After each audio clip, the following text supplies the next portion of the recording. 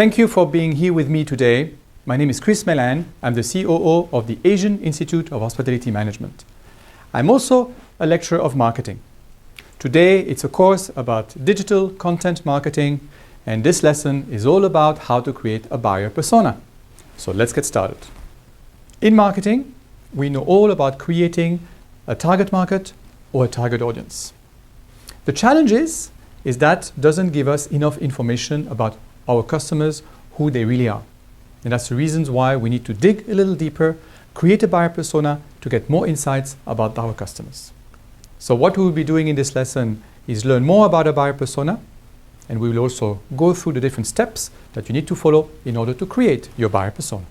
So when you create a buyer persona, there are different ways of creating it. If you just go on Google and start to look for buyer persona, you will find a lot of different types of concepts. The important thing to understand about buyer persona is you want to give that person a name, you want to give that person a goal, you want to show a certain type of behavior that relates on how people behave in your particular industry. Here is a quote from HubSpot. HubSpot is a company that focuses on inbound and content marketing. They are the company that make the concept of buyer persona very mainstream. So what I would like to ask you to do is to pause the video for a second and read the quote. You read it? All right. So I would like to highlight two things from this quote. As you can see here, they say first that a buyer persona is a semi-fictional representation. What does it mean? Some aspects are based on fictions, things that you imagine, that you create, but semi also mean that some other aspects of your buyer persona needs to be based on research. You need to create research in order to better understand who your buyer persona is. It cannot just simply come out of your imagination.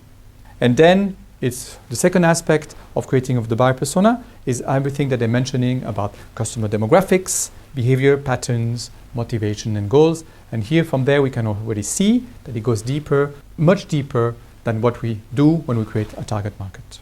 What is important to understand is that when you create a buyer persona is that it doesn't replace your target markets. You still segment your market, you still create and select your target market, and then the third step is you actually create a buyer persona. The buyer persona is a representation of your target market. So for example here, what we have on the slide is a typical target market. We have done the geographic, the demographic, the psychographics, and the behavioral segmentation of that person. So the segmentation tables here tells us quite clearly who our audience is, but it doesn't give us much information about on what the customers needs, what the customers want. What are the problems that they want to solve? It doesn't tell us a lot of information about our customers' needs and wants. We know who they are, but we don't know their end motivation, which is, as a company, something that we also need to know. And also another important information that we need to identify as digital marketers is the way they go about doing their purchase. What type of website do they go to? What types of apps are they using? What is the way they get information? So this information is also something we need to identify, and the target market segmentation table doesn't give it to us. With segmentation, we don't know also what the social media that our buyer persona or our customer is using. In digital marketing, this information is also very, very important. What website does she use? Is she using Facebook? Is she using TikTok? Is she using Instagram, WeChat, Line, or anything else? What exactly is she looking for? What type of account is she following? What information does she share? This we also need to know. But again, segmentation doesn't tell it to us. This is the reason why we need to create a buyer persona. And because this information is not available in a classic segmentation table, this is the reasons why we need to create a buyer persona. So I just repeat it one more time because this is really, really important, is buyer persona does not replace your segmentation tool. They're just a tool that you add on top, because a buyer persona is always a representation of your target market. So in this example, we have our segmentation tool, which gives us exactly the detail of who the buyer persona is, and then the buyer persona here represents that target market. So here we have our buyer persona. We can see the buyer persona. We took a picture. This is a lady from China. Her name is Sisi. She represents the segmentation. So she comes from China, that's the geographic. Middle age, working as a middle manager, that's the demographic. She loves trends, she loves the trends, she loves fashion, that's the psychographic. And behavioral, she travels twice as an FIT. So that's the segmentation. Sissy is the buyer persona. And now we can look at the definition that this person is a fictional character. Also another important aspect to remember, that the person does not exist. But we still give that person a name, face, motivation, and goals. Again, I would like to ask you to take 1 minute to read that definition from David Merman Scott. We can see here from that definition, he highlights again the aspect of being a representative of the market that you've identified. I hope by now you got this. Let's move on. Creating a buyer persona is very much like creating a character from a movie. What you want to do is to create the story of your persona, like in a movie, Titanic, for example. You want to give your buyer persona a personality, a background. You want to understand the buyer's goals and objective. You want to understand the needs and the problems that they face. What is the actual state? What is their desired state? However, when creating a buyer persona, you want to link it to your industry, you want to link it to your product. You're not a Hollywood scriptwriter, you're a marketer. So you link it to whatever you're selling. If I'm selling a holiday, for example, I will be focusing on how the buyer persona actually chooses a holiday, how they decide to make a holiday, what they're looking towards going on a holiday. If I'm selling a restaurant, I'll be interested in what they want to know about restaurants and how they choose restaurants, how they share information about restaurants.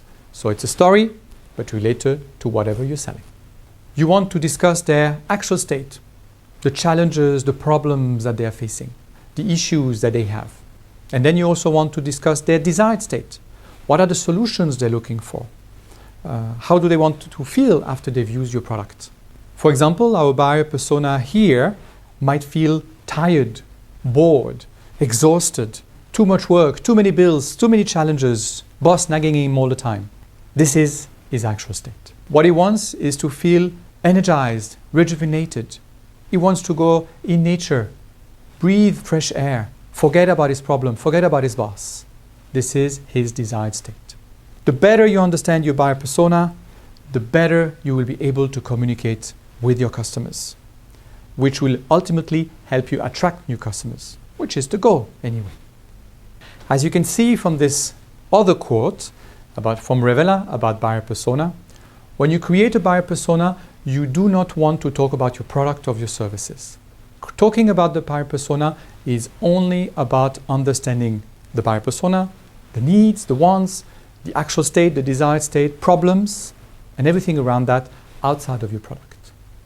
The goal is really to identify all of this story behind your buyer persona, and this will help you then to create the message, create the communication, create the content where you will explain how your product solves their problems and needs. But this is something you'd have to come here to learn more about. This is a way for you to be able to create your buyer persona. I invite you to look at them, look at different boxes, and look at the information that we're looking for each box. But I just want to reiterate that it is not the only way. There are multiple ways of doing that. If you just Google this information of buyer persona or you do a bit of research online, you will find multiple ways of presenting the information. It doesn't really matter as long as you understand the purpose of doing it. This sheet is available on our website. You can download it for free and then you can look at exactly the information we're looking for. This is an example of a buyer persona. Here, this is the buyer persona that represents a family, which is also possible.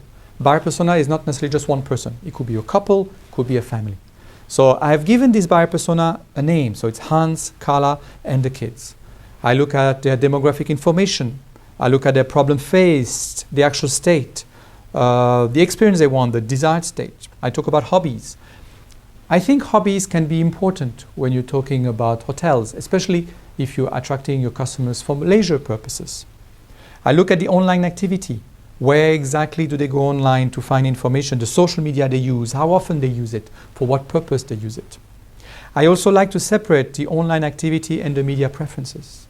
Media preferences is all about where do your buyer persona get informed, where do they get entertained, how they get information. And then I also look at the main purchase criteria. What is really, really important when the buyer is about to book the room or the restaurants or buy the product. And the last one, I really like this one, is actually to encourage you to think about the main common objection. If you were to meet that buyer persona for the first time, what would be the objections about using your product? What would they say? No, I'm not interested in this product because. That's the objection. It's a great way to know that because you can also train your content to actually respond to these objections. You can train your sales to also talk about this objection. So I would recommend you to do that as well. You might ask me, so what? Why are we doing all this work?